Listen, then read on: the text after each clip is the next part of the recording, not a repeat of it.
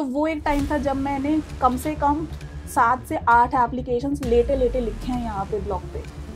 और 15 दिन में मैंने 8 एप्लीकेशन लिखे हैं और 15 दिन के अंदर वो सारे स्पीड ब्रेकर्स हटवाए हैं। कहते हैं ना, स्कूल का सबसे बदमाश बच्चे को शायद मॉनिटर बना दिया जाता है, तो मैं उन्हीं बच्चों में आती थी जिनको हमेशा से मॉनिटर। रात में सो नहीं पाते थे लोग, भैंस और बैल खोल दिए जाते थे रात को ये सब कहानियां हुआ करती थी। मैंने एमसीसी से डायरेक्ट लड़ाई लड़ी है उस समय। शाम को बाहर निकलोगे तो कोई आएगा लकड़ी सुंघा के लेके जाएगा। दैट वाज किडनैपिंग, है ना, प्लान्ड किडनैपिंग, ऑर्गेनाइज्ड किडनैपिंग, वही था उस समय। तो हमने पिछले 10 से 15 साल में यहाँ की राजनीति को पूर्वी बाईपास और पश्चिमी बाईपास पे ही रिवॉल्व करते देखा है।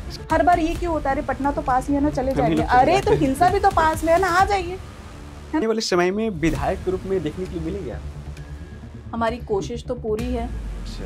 खबरें भी बहुत सारी हैं, तो आपको भी पता है, हमें भी पता है, अगर मौका मिलता है तो बखूबी निभाने की कोशिश करेंगे। जो भी लालू जी के बारे में एक बात मैं बताना चाहूंगी, जब वो चरवाहा विद्यालय का विजन लेके आए थे ना, वो चरवाहा विद्यालय जब लेके आए थे ना, तो शायद उन्होंने कुछ अच्छा ही सोचा। के लिए आरक्षण पता है क्यों जरूरी हो जाता है? लोग कहते हैं आरक्षण क्यों, अपने बलबूते पे हो। तो महिलाओं के लिए आरक्षण इसलिए बहुत जरूरी है क्योंकि जो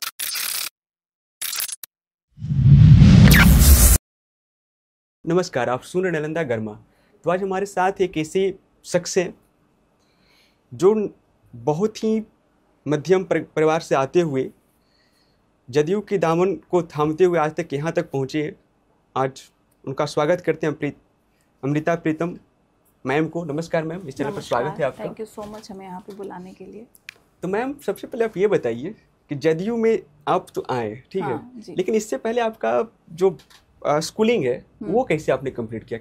हाँ, तो हमारी जो पहली प्राइमरी स्कूलिंग जो होती है, जिसको हम कहते हैं नर्सरी एलकेजी जो पढ़ाई करते हैं, तो हमारे गांव गजन बिघा में एक स्कूल है गनौरा पर करके, जिसको लोग जानते हैं, वो प्राथमिक विद्यालय है। नॉर्मली लोग उसको गनौरा पर का स्कूल कहते हैं। तो वो रही है मेरी पहली स्कूल, जहाँ से हमने अपना 1 साल पढ़ा है, ज़्यादा नहीं कहेंगे, 1 साल की पढ़ाई मेरी हुई है वहाँ पे। मेरी माता जी की नौकरी है उस समय, आई थिंक लालू जी का राज आया था, तो नौकरी लगने के बाद भी इनकी नौकरियों पे रोक लगा दी गई थी, है ना। तो उस वजह से हम लोग वापस आ गए थे और वो पहले कुछ दिनों की पढ़ाई हमने यहाँ पे की। और उसके बाद फिर उनका जो जॉब लोकेशन रहा, गया में इमामगंज करके जगह है, वहाँ इमामगंज, तो उनके जॉब की वजह से हम वहाँ चले गए, वहीं शिफ्ट हो गए। और हमारी फिर वहाँ से, मेरा कह सकते हैं स्टैंडर्ड 5th 6th तक की पढ़ाई हमने इमामगंज में की। मेरे पिताजी वहीं रहते थे, वो गांव हमेशा आते जाते रहते थे और मेरा भी आना जाना लगातार हमेशा उन्हीं के साथ लगा रहता था। फिर वो बिजनेस वगैरह में लग गए और वो डेहरी ऑन सोन नाम की एक जगह है जो रोहतास जिला में पड़ता है, वहाँ चले गए। तो 7th से लेकर के जो 12th तक की पढ़ाई में होती है, वो डेहरी ऑन सोन के एक स्कूल, मॉडल स्कूल करके है, मॉडल स्कूल डालमिया नगर में है। वो डालमिया नगर के बारे में सब जानते हैं, वो सीमेंट फैक्ट्री कैसे बंद हो गई, क्लैश कर गई, राइट, क्लास में पढ़ना है, 10th तक में पढ़ना जी हाँ। तो उस स्कूल में, डालमिया नगर के उस स्कूल में हमने पढ़ाई की है 12th तक की। और उसके बाद ग्रेजुएशन वगैरह के लिए दिल्ली चले गए। हमने ग्रेजुएशन किया, बैचलर्स इन बिजनेस किया है, और उसके बाद हमने MBA किया, जो कि था ह्यूमन रिसोर्स में, मानव संसाधन में हमने मास्टर्स किया। और उसके बाद कह सकते हैं मेरी करियर का स्टार्ट वो मास्टर्स करने के बाद हुआ। और उसके ये रही मेरी पढ़ाई तक की जर्नी। और अगर आप जानना चाहते हैं कि हमने उसके बाद क्या किया, तो उसके बाद का भी तो इंटरेस्ट तो राइट, तो उसके बाद हमने जॉब ज्वाइन कर लिया। मेरा कैंपस प्लेसमेंट हो गया, हमने जॉब ज्वाइन कर लिया। करियनेट करके एक कंपनी है बैंगलोर में। तब तक मेरी शादी हो गई थी, 2014 में मेरी शादी हो गई थी, यहीं गांव से ही हुई थी, गजेंद्र बिघा से ही शादी हुई थी। तो उसके बाद हमने शादी करके, कॉलेज ख़त्म करने के बाद हम शादी हो गई मेरी, हम बैंगलोर शिफ्ट हो गए। और वहाँ पे हमने करियनेट करके कंपनी है, वहाँ पे ह्यूमन रिसोर्स स्पेशलिस्ट के तौर पे काम किया, जहाँ पे मेरा मेजरली जॉब ये होता था पेरोल्स को समझना, ऑनबोर्डिंग करना, रिक्रूटमेंट्स करना, टैलेंट एक्विजिशन पे मैंने बहुत स्ट्रांगली काम किया है। उसके बाद ह्यूमन रिसोर्स की पॉलिसीज़ वगैरह पे बहुत ज़्यादा काम किया कि कौन सी पॉलिसीज़ एक कंपनी के अंदर होनी चाहिए, कौन सी पॉलिसीज़ नहीं होनी चाहिए, उन पॉलिसीज़ के फॉर्मेशन पे काम किया हमने। एक भारत हेल्थ ऑर्गेनाइजेशन करके एक स्टार्टअप आया था, और उसी बीच में मुझे उस पर भी काम करने का मौका मिला। वो बहुत ही shorter period of span of time के लिए था, बट उस पर मैंने मेजरली जो काम किया था वो था policies making for a company. वो company health wise, health structure पे काम करना चाह रही थी। उनका काम ये था कि वो जो ज़रूरतमंद लोग होते हैं ना, उनको किस तरह से बेटर फैसिलिटी एक अच्छे हॉस्पिटल में मिल सकता है। कौन जो हमारा जो पैसे हमारे लगते हैं, जो हम खर्च करते हैं, जो हम फीस देते हैं किसी भी सुविधा को पाने के लिए एक हॉस्पिटल में, कुछ भी अगर हमको कोई MRI ही कराना है, कुछ भी कराना है, राइट, हाँ, किसी भी चीज़ के लिए डॉक्टर की जो फीस लग रही है वो सब के लिए, तो उन पैसों को हम एक गरीब तक किस तरह से कम रेट में पहुंचा सके। अच्छा। तो वो फिगर आउट किया। तो ये सारा काम मैंने बैंगलोर में किया। उसके बाद आई थिंक ये मेरा पहला बच्चा हुआ और उस समय मैंने जॉब ड्रॉप कर दिया। कुछ फैमिली पर्सनल कंसर्न्स थे, मेडिकल रीजंस की वजह से मुझे नौकरी छोड़नी पड़ी और वो प्रेगनेंसी का टाइम मेरा फिर वापस गजन बिघा में निकला। अच्छा। वो पूरे 1 साल प्रेगनेंसी से लेकर के डिलीवरी के बाद बच्चा 6-8 महीने का हो जाता है, तब तक का जो समय था गजन बिघा में हम थे यहाँ पे। और उसी बीच गजन बिघा की एक स्थिति ऐसी आई थी कि यहाँ पे जो हिलसा से लेकर के गजन बिघा तक का जो रोड बनता है ना, वो रोड नया बना था। और लोगों ने क्या किया था ना, हर घर के बाहर उन्होंने एक स्पीड ब्रेकर बना लिया था। तो गजन बिघा जो मेरा घर है वहां से लेकर के हिलसा स्टेशन तक के अगर हम नापते हैं, देखते हैं, तो उस 1 से 1.5 किलोमीटर के बीच का फासला है वो, उसमें 18 स्पीड ब्रेकर बने थे। और मैं बेड रिडन थी, मेरी प्रेगनेंसी में कॉम्प्लिकेशंस थे, तो बेड रिडन होने की वजह से, और जब मुझे डॉक्टर के पास जाना होता था पटना, तो मुझे बहुत दिक्कत होती थी। मतलब वो एक ऐसा फेज था कि मुझे बेड रेस्ट में रखा है, और वो छोटे और वो जानते हैं वो जो छोटा सा मोटा सा स्पीड ब्रेकर बनता है ना, वो बहुत ज्यादा जंप करता है। तो किसी भी गर्भवती के लिए वो बहुत ही मुश्किल था। मतलब मुझे लगा कि मैं एक तो गाड़ी में बैठ के आराम से फ्रंट सीट पे जा रही हूँ, तब मुझे इतनी दिक्कत हो रही है, कोई ऑटो में रिक्शा में जा रहा होगा तो उसको तो ज्यादा ही दिक्कत होगी। तो वो एक टाइम था जब मैंने कम से कम 7 से 8 एप्लीकेशंस लेटे लिखे हैं यहाँ पे ब्लॉग पे। अच्छा। और 15 दिन में मैंने 8 एप्लीकेशन लिखे हैं, और 15 दिन के अंदर वो सारे स्पीड ब्रेकर्स हटवाए हैं। अच्छा, लेकिन फिर से स्पीड ब्रेकर आ गया, फिर से बन गए हैं अभी लेकिन फिर भी गिनती में कम है। 18 नहीं गिन पाई, 18 नहीं है, लेकिन हाँ, है अभी लेकिन भी। वो क्या होता है ना, जब भी रोड बन रहा होता है ना, ग्रामीण क्या सोचते हैं ना, मेरे घर के पास थोड़ा सा हम लगा लेते हैं, है ना, तो लोग, है ना, तो वो था। उसके बाद हम मेरे पिताजी हैं, वो सीमेंट छड़ का बिजनेस करते हैं। अच्छा। और कपड़ों का भी व्यवसाय है हमारा, उसको ज्वाइन कर लिया, उसमें काम कर रहे हैं। तो ये है मेरा। जब आप कॉलेज में थे, हाँ, तो वहाँ भी कुछ नेतृत्व करने का भावना था आप में? स्कूल से लेकर के कॉलेज तक, कहते हैं ना, स्कूल का सबसे बदमाश बच्चे को शायद मॉनिटर बना दिया जाता है, तो मैं उन्हीं बच्चों में आती थी जिनको हमेशा से मॉनिटर। मैं प्राइवेट यूनिवर्सिटी से पढ़ी हूँ, तो वहाँ पे इलेक्शंस और स्टूडेंट यूनियंस वगैरह, लीडरशिप वगैरह नहीं होता था, वो नहीं था। लेकिन हाँ, आपको कैप्टन बनाया जाता था। वो एक अलग सी पोजीशन आपको दी जाती थी, जहाँ पे आप एक सेक्शन को, एक क्लास को, एक बैच को होल्ड करते हो। वो सब किया है मैंने, लेकिन हम वहाँ पे कुछ इलेक्शंस का था ही नहीं, तो वो मौका नहीं मिला मुझे। तो राजनीतिक में आने का कहाँ से प्रेरणा आपको मिला? राजनीति में आने का, देखिए, जब से पैदा हुए ना, तब से हम राजनीति ही घर में देख रहे हैं। मेरे पिताजी कभी किसी कोई मंत्री या कुछ वैसी पोजीशंस पे नहीं आए, लेकिन उन्होंने समता काल से ही इस पार्टी को ज्वाइन करके रखा, और वो आज तक जदयू के साथ। अगर उनको देखिए, उनका एक टैटू भी है जिस पर उन्होंने JDU लिख रखा है। So he is so much passionate about it. वो इतने पैशनेट हैं, और उनसे ही सीखा, उनको ही देखा। पहला जो, अगर आप कहेंगे कि पहली बार आपने कब देखा कि इलेक्शंस कैसे होते हैं, क्या किया जाता है, तो वो था जब हमारे उदय नारायण चौधरी जी इमामगंज विधानसभा से इलेक्शन लड़ रहे थे, जदयू पार्टी से ही, ठीक है। वो था पहली बार जब हमारे नीतीश कुमार जी आए ही थे। अच्छा। ठीक है, 2005 की बात कर रही हूँ मैं, है ना, उसी टाइम के इलेक्शंस की बात कर रही हूँ मैं। वो मेरा पहली बार मुझे दिखा था कि क्या कैसे होता है। हाँ, कैसे होता है। उसके बाद की बात है, ये उदय नारायण चौधरी जब पहली बार इमामगंज से इलेक्शंस लड़ रहे थे, तब MCC हटाने क्या वो चल रहा था। जब पहली बार हमारे मुख्यमंत्री बन के आए थे, तो उन्होंने सबसे पहला जो काम किया था, वो माओवादी कम्युनिस्ट सेंटर को वैनिश करने का काम किया था, राइट। MCC को उनको हटाने का काम किया था। तो तब मैंने देखा था कि इलेक्शंस में आपको क्या होल्ड करना पड़ता है, और किस पोजीशन पे चीजें कितनी खराब हो सकती हैं। और तब की लड़ाई तो मुश्किल इसलिए भी थी क्योंकि आपने ऑलरेडी जंगल राज देख रखा था, आपने देख रखा था कहीं पे भी उठा के किसी को कुछ भी कर दे रहे थे। आई डोंट नो आपने वो टाइम देखा है या नहीं देखा है, लेकिन आपके पेरेंट्स ने जरूर देखा होगा। उन्होंने आपको बताया होगा कि क्या स्थिति रही है। हमारे यहाँ रात में सो नहीं पाते थे लोग, भैंस और बैल खोल लिए जाते थे रात को। ये सब कहानियां हुआ करती थी। तो जब जानवर सुरक्षित नहीं थे तो इंसान कितने ही सुरक्षित होंगे, ऐसी बातें हो रही थी उस समय। तो आई डोंट नो आज तेजस्वी यादव का क्या टेक है इन सब चीज़ों पे। आई थिंक कभी मैं प्रत्यक्ष रूप से मिलूंगी तो उनसे पूछने की कोशिश करूंगी कि आप अब राजनीति के बारे में क्या सोचते हैं, क्योंकि चीज़ें बहुत बदल गई हैं, बदल चुकी हैं।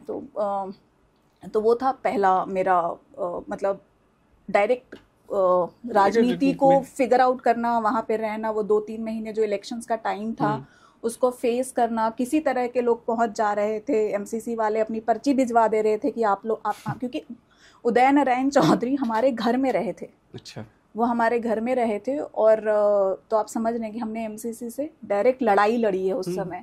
हमने किसी नेता को हमने घर में रहने दिया है तो वो लड़ाई हमने अलग लेवल पे लड़ी है। तो वो था मेरा पहला डायरेक्ट कांटेक्ट राजनीति को समझने के लिए। पहली शिक्षा मैंने वहीं से ग्रहण की। डर नहीं लगता था उस समय? छोटे थे तो ऑफ कोर्स डर तो लगेगा। आप बात कर रहे हैं जबकि तब हम 10th 11th 9th किसी स्टैंडर्ड में रहे होंगे, राइट? मुझे याद नहीं है अभी कि कब कौन से स्टैंडर्ड में क्लास में थे, लेकिन डर लगता था। लेकिन डर के साथ साथ ना आप देख रहे होते हो कि ये सारी चीज़ें ना बदलाव के लिए हम छोटे थे तब भी समझ पा रहे थे, क्योंकि हमने वो टाइम भी देखा था ना जब 4 बजे 5 बजे के बाद हमें बाहर नहीं निकलने दिया जाता था, घर में लोग पैक हो जाते थे। उस समय पे एक लकड़ सुंघवा की कहानी चलती थी। अच्छा। है ना? कहा जाता था कि शाम को बाहर निकलोगे तो कोई आएगा लकड़ी सुंघा के लेके जाएगा। दैट वाज किडनैपिंग, है ना? प्लान्ड किडनैपिंग, ऑर्गेनाइज्ड किडनैपिंग, वही था उस समय। अच्छा, लेकिन उसको दूसरी भाषा में लोग कहावत कर दिए थे। हाँ, राइट। तो ये है, वो रहा मेरा पहला फेस टू फेस। इसके बाद आपने हिलसा विधानसभा क्यों चुना? हिलसा विधानसभा घर है मेरा। मतलब पैदाइश मेरी यहीं हुई है, यहीं पैदा हुए हैं, बड़े हुए, बहुत सारा वक्त यहाँ निकाला है। आप कहते हैं कि बाहर चले गए, तो अगर अच्छी शिक्षा मुझे यहाँ मिलती तो मुझे बाहर जाने की ज़रूरत नहीं पड़ती। आप भी बाहर गए होंगे अपनी पढ़ाई के लिए, राइट? आप नहीं कर पाए होंगे क्योंकि आपको नहीं मिली चीज़ें यहाँ पे, वो सुविधाओं से ज़्यादा जो शिक्षा आप चाह रहे होंगे शायद आपको यहाँ नहीं मिली, तो आप बाहर चलेंगे। वैसे ही मेरे साथ हुआ कि जो शिक्षा मुझे चाहिए थी शायद यहाँ से वो नहीं मिला, तो हम बाहर का रुख अपना लिए कि हमें जहाँ बेहतर मिलेगा, हम अगर कुछ अफोर्ड कर सकते हैं, हमें बेहतर मिलेगा तो हम वो शिक्षा ग्रहण कर लेते हैं। तो इसके लिए मेरा बाहर निकलना हुआ। लेकिन आदमी आता तो घर पे ही है, आप काम तो अपने घर के लिए ही करना चाहते हो। वैसे तो हमारे नीतीश कुमार जी रेल मंत्री रहे, संसद में बैठे रहे, आए तो सीएम बने, यहाँ की स्थिति को देखा, वो यहाँ से हैं तभी तो स्थिति को समझ पा रहे थे, देख पा रहे थे, और उसके लिए उन्होंने काम करने का सोचा। तो ये तो मुझे लगता है हर यूथ की रिस्पॉन्सिबिलिटी बनती है कि ठीक है, एक सिचुएशन था, एक समय था जब चीज़ें अच्छी नहीं थी, बेहतर नहीं हो पाई थी, लेकिन अगर हमें मौका मिला है कि हम एक अच्छी शिक्षा ग्रहण कर सकते हैं, वहाँ से कुछ सीख सकते हैं, तो हमें वापस आके अपने सोसाइटी को देना तो चाहिए ना, रिटर्न तो कुछ करना चाहिए ना। हाँ। अच्छा, तो आपने जब लोग कहते हैं कि विधानसभा का चुनाव है तो अमृता प्रीतम फील्ड में नजर आ रही, इससे पहले कहाँ थे? लोगों का तो ये कहना है कि चुनाव के समय लोगों का अपना घर याद आता है, ऐसा कुछ? आपको हर चीज़ में अपना घर याद आता है। अब उन लोगों ने मुझे उस सुख दुख में नहीं देखा जब हम यहाँ पे थे, जब हम दुख दर्द थे तब भी नहीं देखा, तो वो उन्होंने देखा, क्योंकि जब तक हम एक नोन फेस नहीं थे, कोई मुझे नहीं जान रहा था, मेरी गाड़ी निकल रही थी, हम आ रहे थे, जा रहे थे, किसी के नज़र में नहीं आए हम। लेकिन जब हमने विधानसभा चुनाव के लिए अपने हाथ उठाए तो लोगों ने कहा ये नया चेहरा है ना? वैसे कई लोगों के लिए सवाल उठाए जा सकते हैं, राइट? कि आप जब तक एक नोन फेस नहीं बनते हो, जब तक आप ये नहीं कहते हो कि हम इस चुनाव में आना चाहते हैं या फिर हम ये कुछ करना चाहते हैं, हमारा विजन है, हमारा प्रेजेंटेशन है और हम ये सब कुछ लेकर के आना चाहते हैं, और अगर यहाँ पे चीज़ें बहुत अच्छी हो रही होती तो शायद मेरा कॉल कुछ और होता, है ना? आज एक बहुत ही स्ट्रॉन्गर विजन के साथ जब आते हैं, हमने यहाँ की राजनीति में हमेशा से पिछले 10 सालों से नोटिस कर रहे हैं, यहाँ की राजनीति को बहुत ही फ्रीक्वेंटली फिगर आउट करने की कोशिश कर रहे हैं, समझ रहे हैं कि हिंसा की राजनीति में चलता क्या है। तो हमने पिछले 10 से 15 साल में यहाँ की राजनीति को पूर्वी बाईपास और पश्चिमी बाईपास पे ही रिवॉल्व करते देखा है। उसके अलावा कोई मुद्दा मुझे किसी ने उठाते हुए दिखा ही नहीं है। मुझे लगता है कि हिलसा विधानसभा पटना के बहुत करीब है, तो हिलसा को उस लेवल पे होना चाहिए था जहाँ पे पटना से लोग पढ़ने आए। हर बार हम क्यों जा रहे हैं, हर चीज़ के लिए हम क्यों पहुँच रहे हैं? हम इतने पास हैं तो उसका बेनिफिट हमें भी तो मिलना चाहिए। हर बार ये क्यों होता है, अरे पटना तो पास ही है ना, चले जाएंगे, अरे तो हिलसा भी तो पास में है ना, आ जाइए। है ना। तो वो विजन, वो चीजें मुझे लगता है कि यहाँ कम रह गया है। हम सिर्फ हिल्सा में 2 बाईपास के पीछे नहीं गोल गोल नहीं घूम सकते हैं। तो और नया चेहरा है तो अब वो बातें करे, जो नहीं जानते हैं मुझे वो बातें करेंगे। मेरा परिवार यहीं है, यहीं से पले हैं, तो अब उनके तथ्य क्या है, किस बेसिस पे वो कह रहे हैं। वोटर आईडी कार्ड लेके हम सबको तो दिखा नहीं सकते कि भाई हम यहीं के हैं। अगर हम यहाँ के निवासी नहीं होते तो हमारा वोटर आईडी कार्ड भी नहीं होता। मेरे दादाजी की जमीनें हैं, मेरा पुश्तैनी घर है यहाँ पे, इससे ज्यादा क्या प्रूफ आप चाहेंगे। अब पढ़ने लिखने और नौकरी करने के लिए तो हमें बाहर जाना पड़ा। वो मुझे अगर यहाँ मिल जाता तो शायद यही कर लेते। अच्छा, हिल्सा विधानसभा एक गांव में चनकुरा, जी हाँ, वहां से आवाज उठा कि इस बार का विधायिका अमृता प्रीतम ही हो। जी, ऐसा क्यों, क्या दिखा अमृता प्रीतम को वहां के लोगों ने ये आवाज उठाए? हाँ, जब हम बात करते हैं चनकुरा की, तो हमने जब एमपी इलेक्शंस हुए थे तब भी हमने देखा था कि जब एमपी इलेक्शंस में भी हम बहुत एक्टिव थे। आप लोगों के शायद दिखे नहीं होंगे, पर एमपी इलेक्शंस में भी हमने अपने उसके लिए काम किया था। एमपी इलेक्शंस के लिए बहुत मेहनत की थी, लगे थे। उसमें भी हमारा चेहरा यहाँ ही सिर्फ हिल्सा में नहीं, नालंदा में, बिहार शरीफ में, हर जगह, जो भी पूरा नालंदा में आता है, राइट, वो हर जगह लोग मुझे जानते हैं। मेरा पूरा परिवार नालंदा में बसता है ना। तो उस समय भी हम बहुत अग्रसर थे और हम चाहते थे, क्योंकि उस समय से हमें पता चला कि चनकुरा में वोट बहिष्कार चल रहा है एक रोड को लेकर के। कई वर्षों से, हाँ, कई वर्षों से एक रोड को लेकर के वोट बहिष्कार चल रहा है। और लोग मतलब उनके अंदर ना वो उम्मीद ही मर गई थी। उन्हें लग रहा था कि कोई भी आएगा करेगा, कोई ध्यान ही नहीं देता है। तो उनका कहना ये था कि ये बताइए नीतीश कुमार जी कब आ रहे हैं, हम उनका रास्ता रोक देंगे। अच्छा, तो वो थॉट प्रोसेस के साथ वो बैठ गए थे कि वोट बहिष्कार ही कर देंगे, हम वोट ही नहीं देंगे, क्योंकि हमारे लिए काम ही नहीं किया जाता है।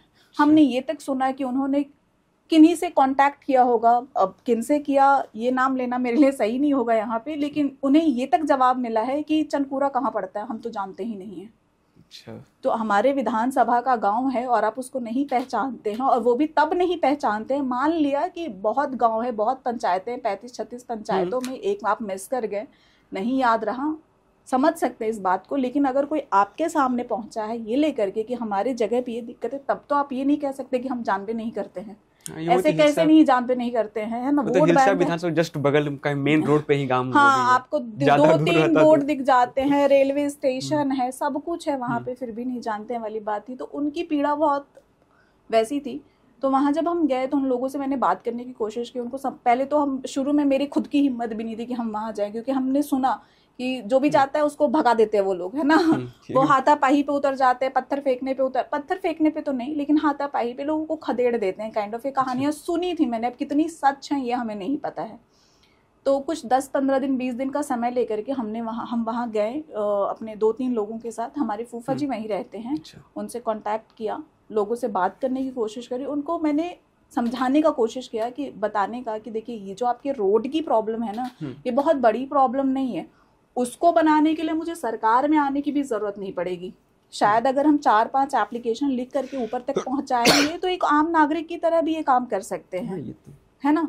तो ये सारी बातें जब उनको समझाए, और फिर उन्होंने मुझसे कहा कि आप प्रॉमिस कीजिए, आप ये कर दीजिएगा अगर आपको मौका मिलता है नॉल। तो हमने उन्हें यही कहा कि देखिए, अगर सरकार चाहेगी, हमारे नीतीश कुमार जी चाहेंगे कि ऐसा हो सकता है और हमें मौका मिलता है, तो ये तो हमारी प्रायोरिटी लिस्ट पे आपको शायद दोबारा कहना भी नहीं पड़ेगा, हम अपने आप ही करवा देंगे जो भी पॉसिबल होगा। अब जो पॉसिबल नहीं है उसको हम डिफरेंट तरीके से भी वर्कआउट कर सकते हैं, लेकिन जो भी पॉसिबल होगा वो करने की कोशिश करेंगे। तो दे गॉट कन्विंस्ड, उनको कन्विंस हो गए कि हाँ ठीक है, ये काम किया जा सकता है, ये हो सकता है। तो उन्होंने वो वोट बहिष्कार का बैनर हटा दिया। उन्हें लगा कि हाँ चलो, पढ़े लिखे लोग आए हैं, शायद उनको मेरी बातें समझ में आ गई होंगी। उनको मैंने बताया कि लोकतंत्र का जो हक होता है ना, उसको कभी छोड़ना नहीं होता है। वोट आपका हक है, राइट्स में आता है।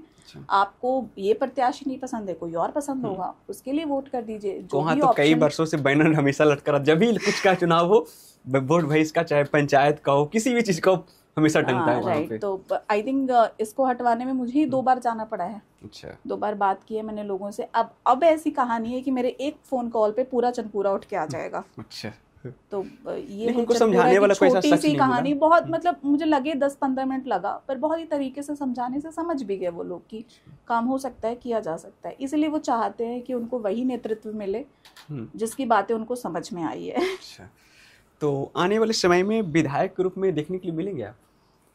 हमारी कोशिश तो पूरी है। अच्छा। खबरें भी बहुत सारी हैं, तो आपको भी पता है, हमें भी पता है, अगर मौका मिलता है तो बखूबी निभाने की कोशिश करेंगे। जो भी जो वर्तमान विधायक उन पे तो लोग बहुत उखड़े उखड़े से हैं।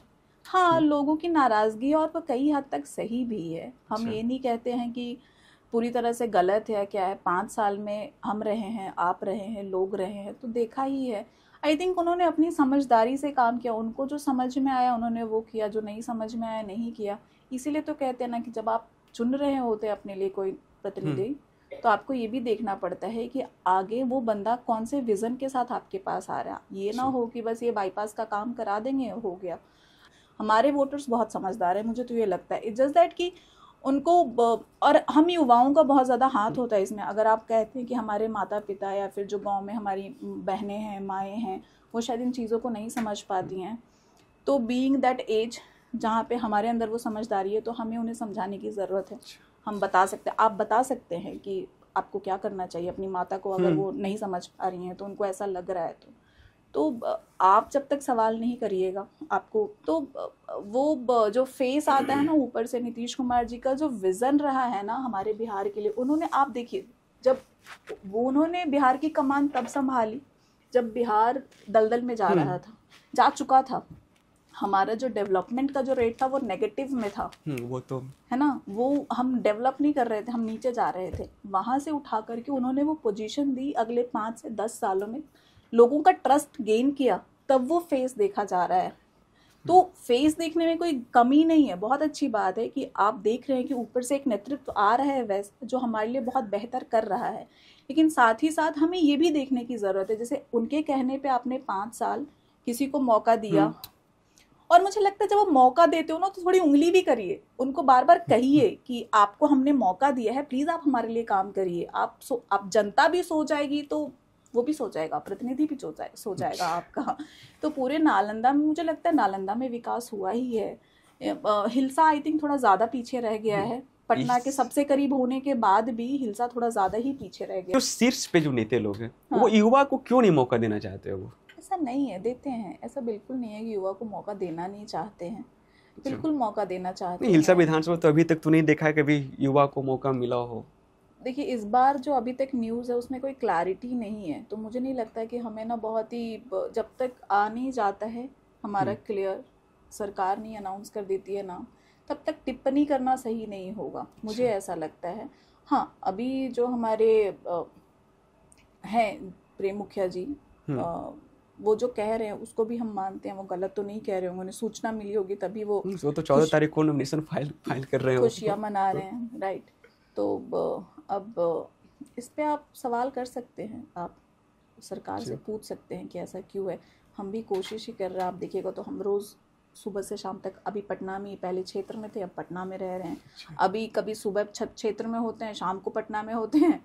तो ये सारी चीज़ें, तो ऐसा नहीं है, और बहुत सारी चीज़ें जो बिना विधायक बने भी की जा सकती है, वो सब करने की कोशिश की जाएगी हमारी तरफ से भी। अच्छा, तो सेकंड ये है कि जो हमारे जो विधायक हैं, टिकट तो ठीक है, मिले या ना मिले मैटर नहीं करता, लेकिन जो हमारे जो 1957 से 2020 के चुनाव तक महिला की स्थिति बहुत दयनीय है विधायकी में। ऐसा क्यों?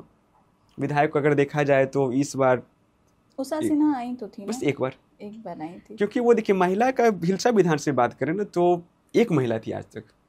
उसके बाद स्थिति, अगर पूरे बिहार विधानसभा की बात करें तो मात्र 10%। ऐसा क्यों? भागीदारी इतना कम क्यों है? 11 से 12% का रेशियो है। हाँ, सही बात कर रहे हैं आप। भागीदारी कम है क्योंकि मेन डोमिनेटेड सोसाइटी तो हम जानते ही हैं, और उसको बहुत हद तक हमारे नीतीश कुमार जी ने बदल दिया है। पंचायतों में जब उन्होंने 50% का आरक्षण दिया है, और शायद आपको ये खबर नहीं है तो मैं बता दूं कि सेंट्रल इस पे डिस्कस कर रहा है कि 35% का जो आरक्षण है वो महिलाओं को दिया जाए विधानसभा और लोकसभा के चुनावों में। तो वो जैसे ही इलेक्शंस ख़त्म हो जाएंगे 2026 में वापस से डिस्कस होगा, और आई थिंक उस पर मुहर लग जाएगी। तो सोच रही है, अभी होता क्या है ना, सरकार सारे काम एक बार में, एक रात में नहीं करके दे पाएंगी, राइट। पहले आपको महिलाओं को वो सक्षम तो बनाना पड़ेगा ना कि जहाँ पे वो आवाज़ उठाना शुरू करे। जब नीतीश जी आए थे तो पढ़ाई का स्तर वो था, बच्चियाँ, मतलब अब महिलाओं की बात कर रहे हैं हम, तो पुरुषों की भी बात करते हैं, उनकी भी पढ़ाई का स्तर जैसा था वो बहुत ही खराब था, राइट। हमारे यहाँ चरवाहा विद्यालय का जो लालू जी के बारे में एक बात मैं बताना चाहूंगी, जब वो चरवाहा विद्यालय का विजन लेके आए थे ना, वो चरवाहा विद्यालय जब लेके आए थे ना, तो शायद उन्होंने कुछ अच्छा ही सोचा। उनका कहना ये था कि जो गरीब के बच्चे हैं, जो भेड़ वगैरह बकरी वगैरह चराते हैं, वो उस स्कूल में पढ़ेंगे अपने भेड़ और बकरियों को छोड़ करके। ये था उनका क्लेम। आई डोंट नो कितना सही है कितना गलत है, हमें नहीं पता है, लेकिन वो हाँ राइट, लेकिन वो शायद सही तरीके से बन नहीं पाया, क्योंकि आपको एक अगर चाह रहे हैं कि 10 बच्चा 50 बच्चा पढ़ने आया है, जो बकरी चराने वाला है वो भी आके पढ़ेगा, तो आपको वो एरिया देना पड़ेगा ना जहाँ पे वो अपनी बकरियों को निश्चिंत होकर छोड़ दे और पढ़ने बैठ जाए। तो उनका विजन शायद ये था, पर हो कुछ और ही गया, और उसको वो कभी फिक्स नहीं किए। उनकी गलती ये है कि उन्होंने कभी फिक्स नहीं किया, और उसके बाद सिचुएशन बद से बदतर होती गई, और ये स्टेट ऐसा बन गया जिसको जंगल राज कह दिया गया। तो मुझे लगता है कि समझने की ज़रूरत है कि तब से अब में कितना फ़र्क है। और नीतीश जी अच्छा ही कर रहे, जो भी कर रहे, महिलाओं के लिए कर रहे। अभी भी जीविका योजना के तहत महिलाओं को लाइक स्वरोजगार के लिए आगे बढ़ाने की कोशिश कर रहे हैं, राइट। अभी तक उन्होंने कम से कम 1 करोड़ महिलाओं को दे दिया, एक बार 75 लाख और एक बार 25 लाख, राइट। तो मेहनत तो वो कर ही रहे हैं अब, लेकिन रोजगार के क्षेत्र में कर रहे हैं, महिला के लिए बहुत कुछ किए, लेकिन ये विधायकी में क्यों नहीं कर पा रहे? कि ऐसा पहले बोलते थे कि नहीं महिलाएं नहीं आती, अब तो महिलाएं भी है आती हैं, लेकिन फिर भी उनको टिकट नहीं दिया जा रहा है। ऐसा तो है क्लैरिटी के साथ हम कह सकते हैं ऐसा है। दिक्कतें तो आती हैं जो, पर आप ये भी देखिए ना, वहां पे आप कह रहे हैं एक्सेप्टेंस आपको नहीं मिल रहा है, लेकिन मुझे तो लग रहा है कि मुझे हिलसा विधानसभा में लोकली एक्सेप्टेंस नहीं मिल रहा है। अच्छा। है ना, हम ये भी कह सकते हैं कि यहाँ पे जो है, कई लोग आते हैं कह देते हैं कि आपको तो हम जानते ही नहीं। तो भाई शादी हुई है, बच्चे हैं मेरे, नौकरी की है, पढ़ाई की है, तो ऑफकोर्स हम घर में यहाँ आपके बाजार में घूमते हुए तो नहीं बैठ सकते हैं ना कि आप हमको रोज देख पाइएगा। हमारी लाइफ के बारे में एक बार जानने की तो कोशिश कीजिए कि हमने क्या किया, कब कहाँ पे समय बिताया। अभी कोई गांव में ही रह रही महिला है, आप हर को चेहरे से और नाम से पहचानते हैं। जब तक वो नाम आपके लिए पॉपुलर नहीं होता है तब तक आप उसके बारे में जिज्ञासा नहीं रखते हैं, आप नहीं जानते हैं। तो आप तभी जानना शुरू करिएगा ना जब आपने आज मुझे देखा कि मैं विधानसभा चुनाव में आना चाह रही हूँ, भागीदारी लेना चाह रही हूँ, मैं चाहती हूँ कि इस प्रदेश का प्रतिनिधित्व करने का मुझे मौका मिले, तब आप मेरे बारे में जान पा रहे हैं। वैसे ही कोई और घर के गांव से महिला उठ के आएगी तभी आप उसके बारे में जान पाइएगा, आप वरना नहीं जानिएगा। कैसे जानिएगा कि कौन सी महिला कहाँ रह रही है, किसके कितने बच्चे हैं, कहाँ पढ़ा, कहाँ लिखा, क्या किया, नहीं जानते हैं लोग। तो इसमें क्या है कि देखिए, इलेक्शन तो होने ही वाला है, अब तो टिकट भी शायद आज भी कल शाम कंफर्म ही हो जाए। तो नीतीश कुमार कैसा कदम उठाना चाहिए कि नहीं कि जो महिलाओं को थोड़ा सा अपने तरफ से भागीदारी दिया जाए? आधी आबादी को आधा हक विधानसभा में भी मिलना चाहिए। ये मेरा स्लोगन है, आधी आबादी को आधा हक मिलना ही चाहिए। इसमें बिल्कुल दो राय नहीं है। हम बिल्कुल ये नहीं कहेंगे कि ये नहीं होना चाहिए, बिल्कुल होना चाहिए। मेरा पहला कहना ही यही है कि आप जब तक संसद तक हमें खुद, और महिलाओं के लिए आरक्षण पता है क्यों जरूरी हो जाता है? लोग कहते हैं आरक्षण क्यों, अपने बलबूते पे हो। तो महिलाओं के लिए आरक्षण इसलिए बहुत जरूरी है क्योंकि जो शुरुआती पहचान बनाने के लिए ना बहुत, वो जब तक आप हमारी ना दिक्कतें बहुत अलग तरीके की हो जाती है। 4 लोग भीड़ में लड़ रहे होंगे ना तो हम बीच में ऐसे घुसेंगे नहीं, राइट, है ना। ये एक बॉर्डर बन चुका है, बॉर्डर बन चुका है। और कहीं ना कहीं वो सोसाइटी में ऐसा हो गया है कि हम वो भीड़ में ऐसे घुस नहीं पाते हैं। तो वो पहला आरक्षण जब आप देते हैं ना तो हमें वो हक देते हैं कि तुम्हें घुसना नहीं पड़ेगा, तुम्हारे लिए जगह बनेगी, आप जाइए। और कौन कह रहा है कि कोई भी आ जाएगा? आप मेरिट के बेसिस पे ही तो ले रहे हैं ना, कौन कितना लायक है, कौन क्या कर सकता है, किसके पास कैसा विजन है, जांचिए परखिए, उसके बाद काम कीजिए। लेकिन वो पहला आरक्षण महिलाओं के लिए बहुत जरूरी है। जब वो 50% करेंगे ना तो देखिएगा कैसे गूंजेगा संसद और कैसे गूंजेगा हर क्षेत्र। और महिलाएं जब आती है ना प्रतिनिधित्व करने में, एक महिला जब प्रतिनिधि करती है ना और वो बनती है किसी जगह की विधायिका, तो एक आप देखेंगे कि जब भी महिलाएं किसी जॉब में होती है ना तो वहाँ पे ट्रांसपेरेंसी बहुत ज्यादा होती है ना, घूसखोरी बहुत कम हो जाती है, मतलब उसका जो परसेंटेज है वो बहुत ज्यादा नीचे गिर जाता है। तो अगर यहाँ पे भी अगर महिलाएं आती हैं तो आप सोचिए कि आपके क्षेत्र का कितना विकास हो सकता है। आपके आप वो और महिलाओं के लिए कितना आसान हो जाता है कि महिला विधायिका से बात करना। वो गांव की महिलाएं जो कभी घर से बाहर निकल के किसी विधायक के पास नहीं जाएंगी क्योंकि उसके 2 कुत्ते घूम रहे होंगे, 4 बॉडीगार्ड घूम रहे होंगे, लेकिन अपनी महिला से अपने सारे कष्ट कह देगी। अगर विधायक महिला विधायक होगी तो अपनी सारी दिक्कतें उसको कह सकती है क्योंकि उसके बाद 4 बॉडीगार्ड और 4 कुत्ते नहीं घूम रहे होंगे। अच्छा, वो निडर बना देता है सबको। लेकिन इसमें यहाँ क्या ना, हमारे क्षेत्र में ये है, अगर किसी को भी टिकट दे दिया जाए तो सिंबल के सहारे वो जीत हासिल कर लेते हैं। नहीं, आई थिंक अब नहीं है वैसा। लोग बदल रहे हैं, विचार बदल रहे हैं। कैंडिडेट तो चुनता नहीं, सब तो लोग देखता है शीर्ष पे है, उनको मिला, उनको जिताना है। लोगों की मानसिकता ये सेट हो चुका है ये। क्योंकि उन्हें लगता है कि जैसे देखिए, सबसे पहले डर क्या होता है कि अगर हमने अपने नेता को जो हमारे लिए सही कर रहा है उसको नहीं चुना तो हो सकता है कोई गलत आ जाएगा, और अगर शीर्ष पे कोई गलत आ जाएगा तो सोचिए पूरे प्रदेश के लिए वो गलत हो जाएगा। तो ये थॉट प्रोसेस भी तो लोग लेके जनता चलती है ना, कि अगर हमने जिसको शीर्ष पे बिठाया है अगर वो सही आदमी है तो फिर भी हमारे लिए सही होगा। ठीक है, कुछ लेट होगा, कुछ सवेर होगा, जल्दी आगे पीछे चीजें हो सकती हैं, थोड़ी ज्यादा लंबी लड़ाई, और कुछ कुछ क्षेत्रों में होता है, हर क्षेत्र में नहीं होता है। कई क्षेत्र इतना आगे बढ़ने, बेलागंज करके एक जगह है हमारे गया में उस तरफ जहाँ मेरी माता जी की नौकरी है, तो वहाँ पे महिला विधायिका है मनोरमा देवी। आवाज गूंजती है उनके नाम की। मैं मिली हूँ उनसे, बात की है, और उनकी इतनी बुलंद आवाज है, लोग बात करते हैं, चर्चा करते हैं, वहाँ की महिलाएं इतनी खुश रहती हैं, उन्होंने इतनी तरक्की की है। तो ऐसा नहीं है, और मुझे लगता है महिलाओं को ना प्लीज मौका मिलना चाहिए। सरकार अगर आप भी सुन रहे हैं तो सुनिए इस बात को कि महिलाओं को मौका दीजिएगा ना तो बेहतर रिजल्ट्स वो करके दिखाएंगी, और हम जैसों को, पढ़े लिखे लोगों को मौका मिलना भी चाहिए। लेकिन नहीं मिलता है, अनपढ़ लोग को ज्यादा मौका मिलता है। ये भी नहीं, ऐसा नहीं। आई थिंक थोड़ा वक्त लगेगा, ये भी बदल जाएगा। अगर पढ़े लिखे लोग आने लगेंगे ना तो वो बदलाव भी होने लगेगा। अभी होता क्या है ना, लोग पहले ही सोच लेते हैं कि हम एक कंफर्टेबल लाइफ में है तो हमें इसमें जाने की क्या ज़रूरत है। अगर आप मेरी भी बात करें तो हस्बैंड IITian है, अच्छी पोजीशन पे है, प्रिंसिपल सॉफ्टवेयर डेवलपर के पोजीशन पे, वो इंस्टामार्ट में, स्विगी में काम कर रहे हैं। तो मेरी लाइफ बहुत कंफर्टेबल है। अगर मैं चाहूँ तो यहाँ से निकल के जब मैं वापस जाऊँगी ना तो मेरी लाइफ बहुत कंफर्टेबल है, मुझे ये करने की बिल्कुल ज़रूरत नहीं है। देखो, हमारी युवाओं को ये सोचने की ज़रूरत है कि आपकी लाइफ तो कंफर्टेबल हो गई, लेकिन बाकियों की लाइफ भी तो कंफर्टेबल बनाने के लिए कुछ करना पड़ेगा ना। तो उनमें से लोगों को निकल के आना ही पड़ेगा। आपने ये शुरू किया है तो लोगों तक आवाज पहुंचाने के लिए शुरू किया है, राइट? चाहते तो आप भी नौकरी करके कंफर्टेबल जिंदगी जी सकते थे। ठीक है। हिलसा विधानसभा जब जैसे अमृता प्रीतम जैसे लोग निकल कर आए काम करने के लिए, तो उनका विजन क्या होगा अपने क्षेत्र के लिए? मेरा विजन सबसे पहले ये होगा कि जो बेसिक रिक्वायरमेंट्स हैं, जो लोग देख रहे हैं कि उन तक अभी तक रोड नहीं पहुंचा है, वो एकदम से दुरुस्त हो जाना चाहिए, एकदम फिक्स हो जाना चाहिए, उसमें कोई कमी नहीं होनी चाहिए, बांध जैसे इश्यूज नहीं आने चाहिए। उसके लिए जो सबसे पहले किया जा सकता है वो किया जाएगा। ये बेसिक चीज़ें हैं, इन पे काम करना मैंडेटरी है, इसको हम विज़न में नहीं रख सकते हैं। ये रिक्वायरमेंट है, कोई भी है उसको ये करना चाहिए। हमारा विज़न ये होगा कि जब हम पटना के इतने करीब हैं तो पटना के लोग हम तक क्यों नहीं पहुंचते हैं? हर बार हमें पटना क्यों जाना पड़ता है? हर चीज़ के लिए हम पटना क्यों जाते हैं? हिलसा एक मार्केट है और यहाँ पे एक ट्रॉमा सेंटर भी नहीं है। कोई भी एक्सीडेंट होता है तो यहाँ से लोग या तो पटना जाते हैं या बिहार शरीफ जाते हैं। अगर जो दुर्घटना हुई है, अगर वो बहुत ही ज़्यादा ऐसी हुई है जहाँ पे स्थिति खराब है, तो शायद जाते जाते ही कई लोग दम तोड़ देते हैं। तो एक ट्रॉमा सेंटर हर बाज़ार में होना चाहिए, तो हमारे बाज़ार में क्यों नहीं है? दूसरी बात, स्वास्थ्य की जो सुविधाएं हैं उनको बेहतर करना।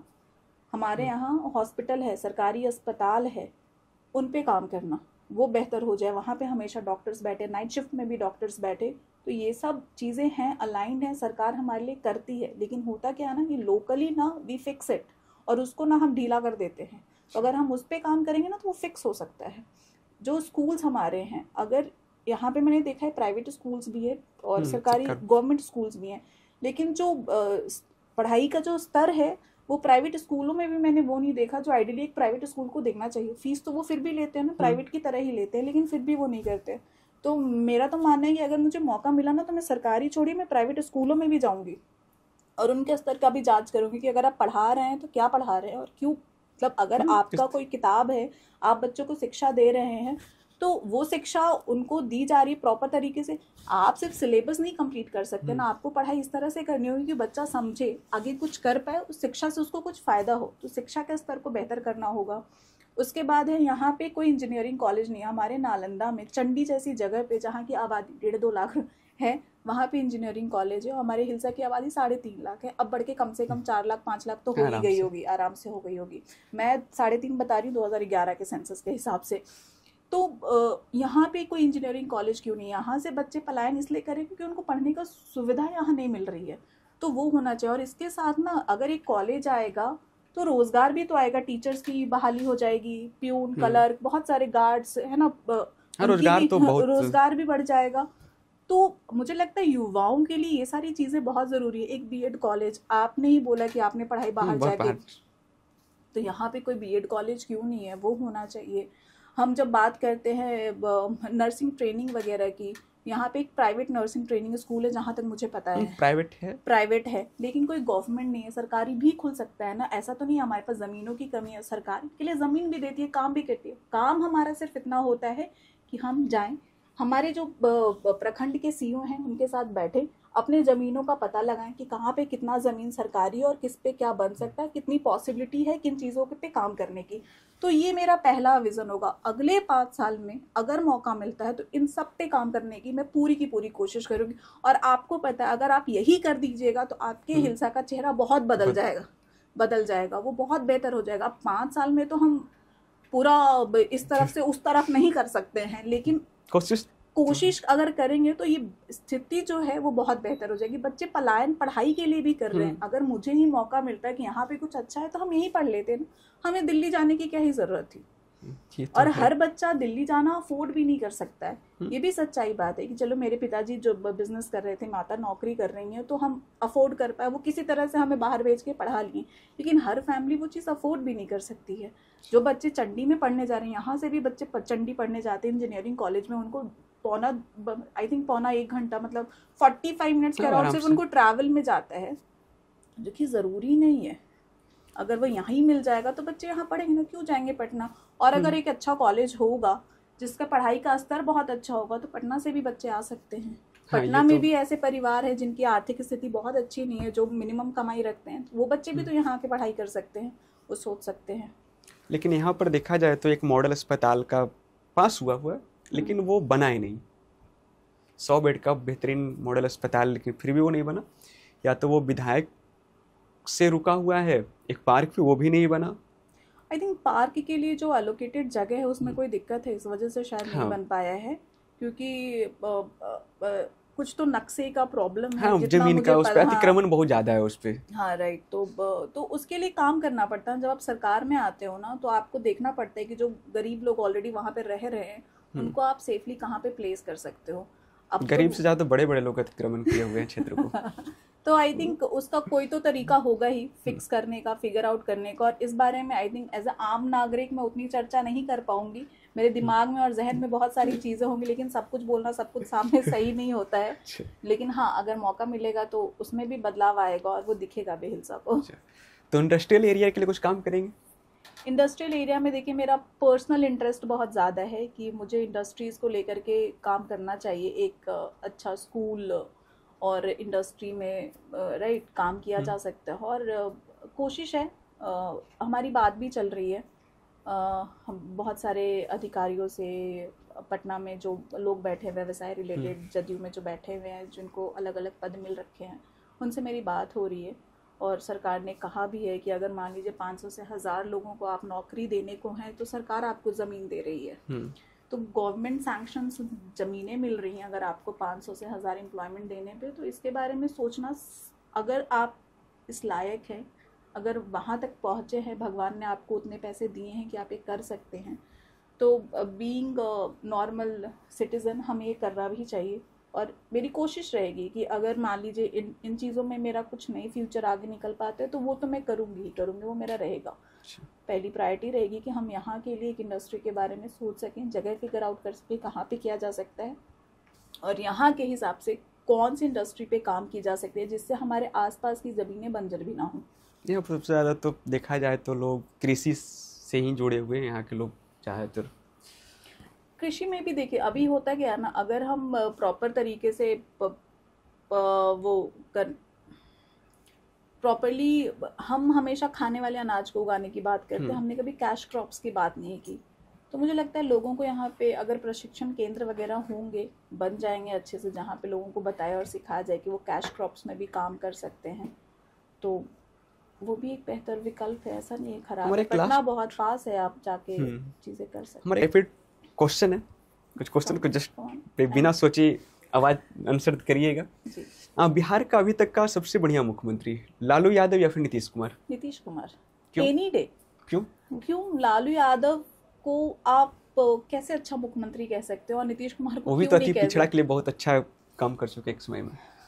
रोड पे बच्चों को खड़ा करके साबुन से नहला देने से अति पिछड़ा के लिए काम नहीं हो जाता है। अभी का जो हिलसा विधानसभा में एक विधायक थे शक्ति यादव, और दूसरा थे कृष्ण मुरारी शरण उर्फ प्रेम मुखिया। दोनों में सबसे बढ़िया कार्यकाल किनका रहा था? मुझे लगता है शक्ति सिंह यादव ने आपको एक बाईपास तो दिया ही, हमारे हिलसा को एक बाईपास दिया था और कुछ काम किया था। कृष्ण मुरारी शरण ने अपने हिसाब से जो भी काम किए होंगे, जो कि ऊपर नहीं दिखता है। तो अगर हम दोनों की बात करें तो आई डोंट थिंक कोई भी उस कैटेगरी में फॉल करता है जहाँ पे हम कह दें कि अच्छे हैं। अच्छा, विपक्ष का सबसे कोई अच्छा नेता है का नाम? विपक्ष में कोई ऐसे अच्छे नेता का नाम आप जो आपको अच्छा लगता हो? है, बहुत सारे नाम भी हैं, नहीं भी हैं। Let's not talk about it, controversial हो जाएगा ये। अच्छा, एक महिला नेता का नाम? लेसी सिंह। अच्छा, दो नाम लेते हैं। बीजेपी की एक नेता है श्रेयसी, राइट, जो बीजेपी से हैं, उनका नाम ले सकती हैं। दो नेत्री मुझे बिहार में बहुत अच्छी लगती हैं। हम दो नाम लेना चाहते हैं, एक तेजस्वी यादव, दूसरा तेज प्रताप यादव। दोनों बढ़िया को क्यों? मुझे लगता है कि ठीक है, लोग उनको कहते हैं, बहुत तरह के बातें उनको बोली गई है, लेकिन मुझे लगता है कि still that man is little emotional, है ना। अगर अच्छाई उनमें सबसे बड़ी ये है ना कि उन्होंने त्याग दिया, आरजेडी को त्याग के अलग निकल गए। उन्हें लगा कि ये गलत है तो उन्होंने गलत को गलत कहने की हिम्मत रखी, इसलिए वो बेटर है।